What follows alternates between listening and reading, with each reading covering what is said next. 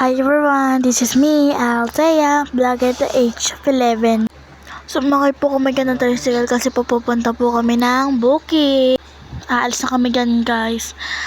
Diretso na po kami ng Bukid. Ayan guys. Ayan diba lumiko kami kasi padiretso po dyan yung aming pupuntahan. Malapit lang po sa amin, pwede nga po lakarin eh. Yan guys, may kotse pa na dumaan. Tapos yan guys, tumigil kami para kumuha ng pagkain ng baboy. Yung mga tira-tira lang guys, yun po yung kinukuha namin. Ayun guys, malapit na po kami, pero palapit pa lang po kami sa CPR. Tapos, nandiyan na kami guys. Madubaklaan guys, kasi mahirap talaga guys, kasi bukid. Puro na kasi. Ayan guys, palapit na po kami. Ayan guys, intayin nyo na lang, pero malapit na po kami dyan. Kita nyo naman po guys, parang bundok na bundok, ang dami na agad halaman.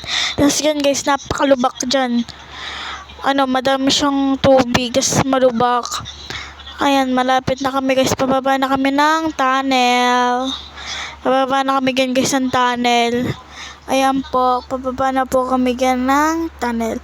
Nasa baba na po pala kami. Tapos nakasalubong po namin yung aking tito na nagda-drive. Tapos kasama yung kanyang anak, yung mama niya, ganon. Sinintay lang po namin sila dyan na makaliban dahil hindi po pwede, dahil hindi po kami kasya. Tapos ayan guys, pataas na kami dyan. Ito kasi bukid or bundok. Hindi ko alam, pero guys, feel ko bukid siya with a bundok. Hindi ko na alam. Tapos umakyat kami dyan guys. Kita nyo naman, di ba? Gamit yung tricycle, hindi gamit yung paa. Charing. Tapos ayan guys, bumaba na kami dyan guys. Fast forward. Nandito na po kami. Tapos ayan guys, dyan na yun naman yung baboy. Baboy na Tagalog ata tawag dun. Tapos pinakain na po dyan ni daddy. 4 yun guys. Bale yung isa, ay hindi, 5 po yun guys. Tapos yung isa magkahiwalay. Si daddy po nagpapakain dyan every day, every night, every noon. Charing. Tapos guys, yun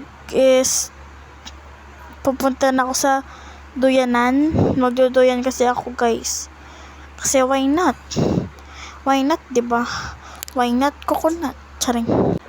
Ayun guys, kung mapapansin nga mabilis kasi wala lang, gusto ko lang eh. Tapos po, pupunta na po kami sa aming kambing dahil tapos na po kami sa baboy. Kambing naman po ang aming pupuntahan. Tapos yan guys, malapit lang sa amin yung kambing. Lalakarin mo lang siya guys, pwede mo lakarin yan. Tapos ayun guys, nandito na kami. Makikita nyo dyan yung kambing naming black. Ayan guys, hindi ko alam kung ano pangalan na, Blacky ata pangalan. Ako yun ang pangalan pero nakakalimutan ko. Madami kami guys kambing, kaso alam nyo na, pumanaw. Tapos ayan guys, ilalabas po namin yung kambing. Usually guys, pag nandyan ako, isa ko yung naglalabas ng kambing pag masyadong maaraw.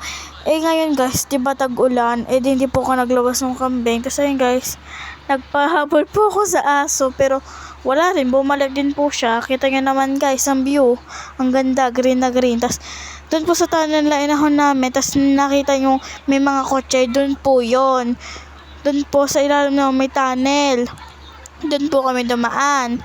Tapos guys, pupunta kami sa halamanan ni daddy.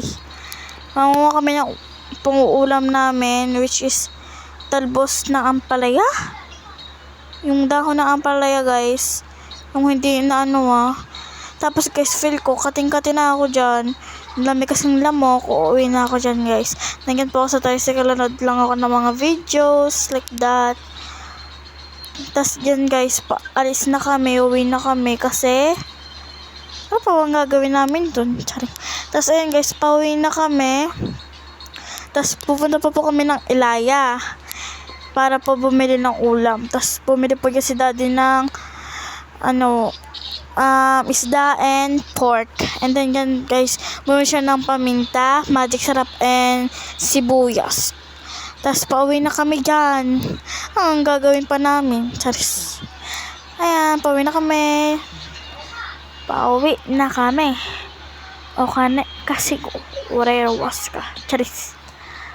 Kita nga naman ako, naglalakad na paloob sa aming bahay. Yan lang guys, thanks for watching. Bye!